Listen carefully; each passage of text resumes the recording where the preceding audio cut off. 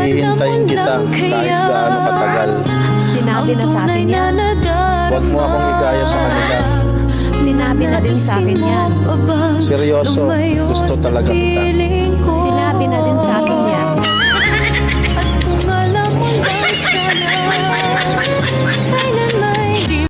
Pinaka-the best na ginawa ko sa sarili ko, yung tinanggap ko na lang. Hindi na ako nagabulpa sa mga taong mas piniling mawala ako. This time ako naman.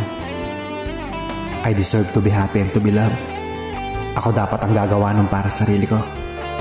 Success and peace of mind next year. All the best for 2025. Pangako ko yan sa sarili ko.